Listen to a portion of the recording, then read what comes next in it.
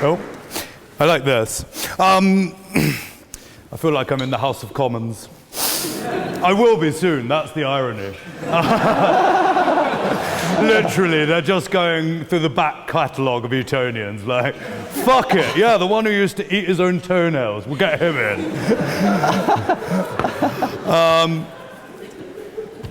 So that guy said something about Matt Lacey. Who is Matt Lacey? I literally don't know either. You didn't get the memo that I was coming tonight. But that Matt Lacey guy sounds like a douchebag. I'm glad you stuck it to him.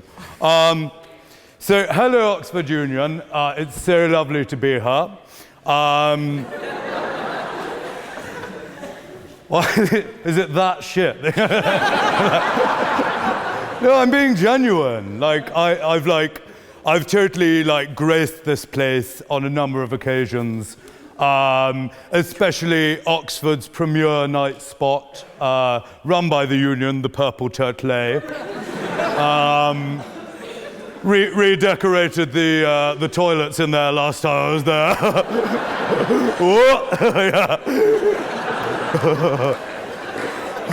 Yeah, cheeky pebble dash. What was I talking about? Oh yeah, no, so this house believes that size doesn't matter. And I just have to say right now that I fundamentalistically agree. I believe that any person, no matter how small, and I mean that metaphorically, I'm not talking about midgets, any person can change things, literally change the world. So I'm going to get technical briefly, because I studied philosophy and theology, which is like thinking.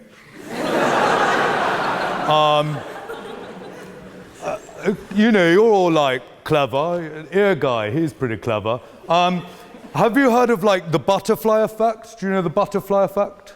Yeah? I mean, he's nodding. He doesn't look like he's going to explain it to me, but he's nodding. Just to tell you what it is, it's this really shit film with Ashton Kutcher in. And I watched it the other night, and it's only an hour and a half long, but for weeks afterwards, that fucking guy was talking in my head. And that's the butterfly effect. Something so small, only an hour and a half long, and I'm fucked off about it for weeks afterwards. It's as if, the beating of a butterfly's wings can cause a hurricane somewhere else down the line. Stupid-faced Ashton Kutcher was still annoying me weeks afterwards. I mean, I'll watch anything with a girl if, I'm hoping for a little blowy J, but I didn't even get that. I know. WTF. But back to point. It's really important that you realize that what you do matters. You need to stand up. You need to be like that guy, in front of the Chinese tanks, and he's just standing there.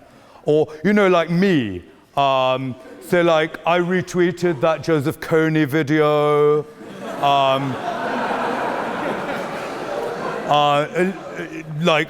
I've changed my Facebook profile picture to equality for the whales. You need to be involved and totally change the world. And actually, I'm kind of getting involved with that. I've left uni, and I'm kind of trying to bring this message to the younger generation. So I'm doing Teach Fast. Do you know Teach Fast? Yeah, Teach Fast. It's an amazing program because it's teach fast and then get a real job.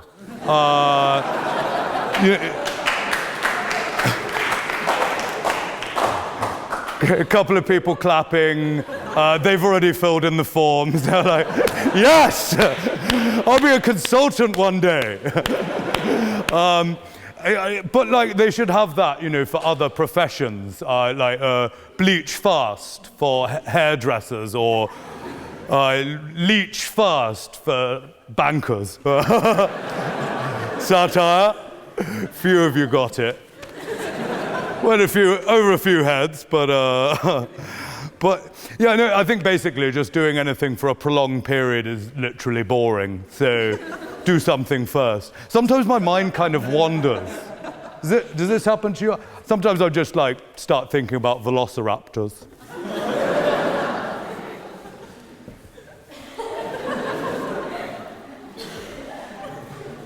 If I keep doing this, will it be funny? I literally don't know. But the meta joke is you're just watching a man pretend to be a velociraptor. And that's what you have chosen to spend your evening doing. Some of you probably have exams and shit, don't you?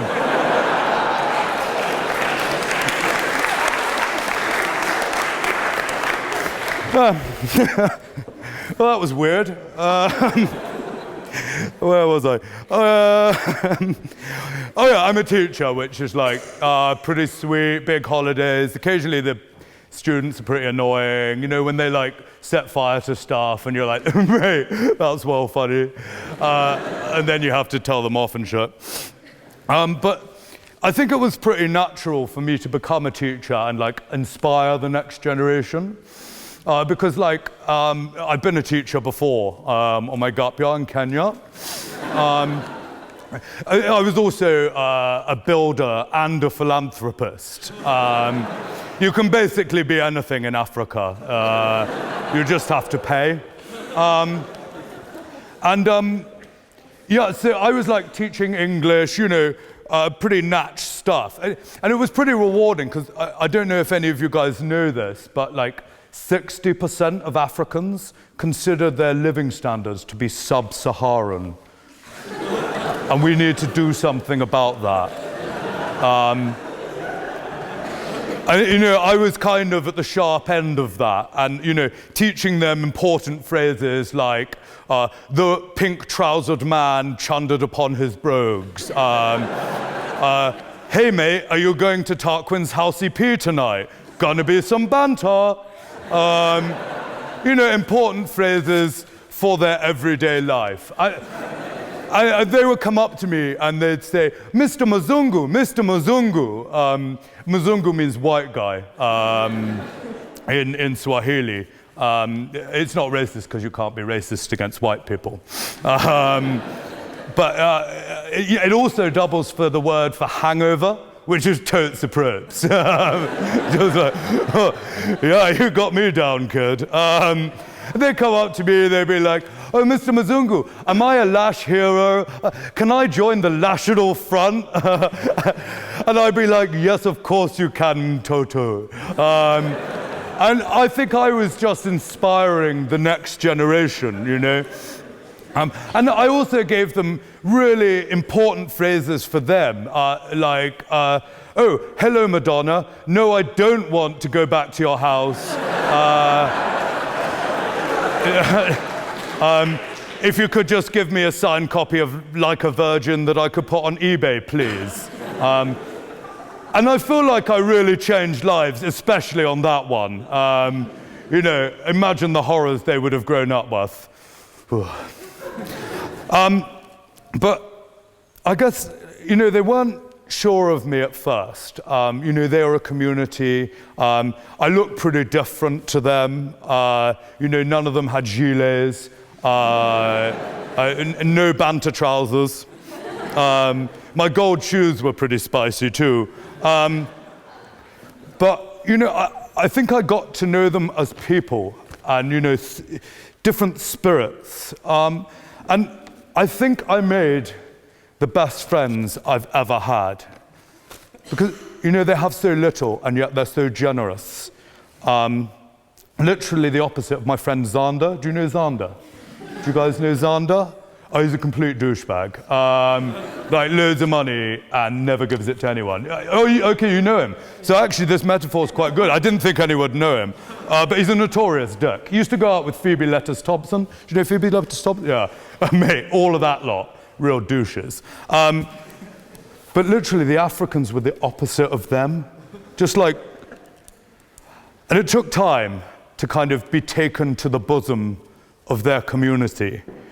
And it gave me perspective on life. You know, like worldly goods are so transient, but the human spirit continues.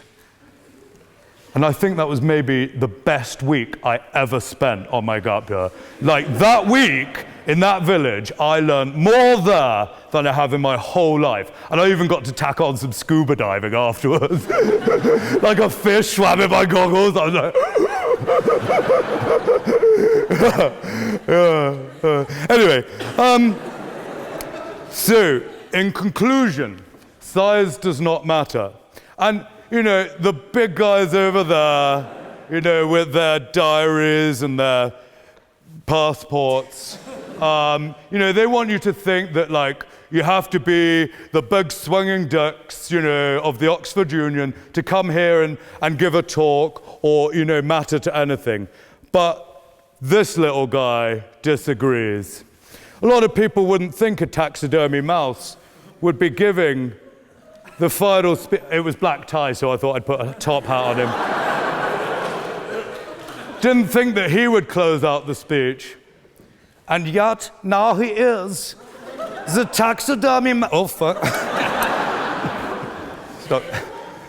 The taxidermy mouse says that you should vote for the motion, okay? I really want... I don't know why he's German.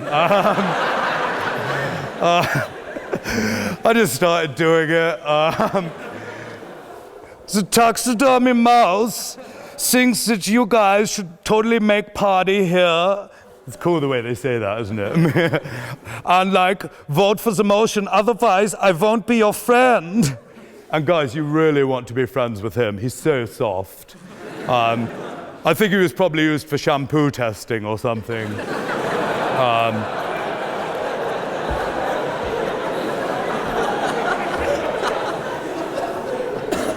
So like, be a cool dude and vote for the motion! Yeah, USA!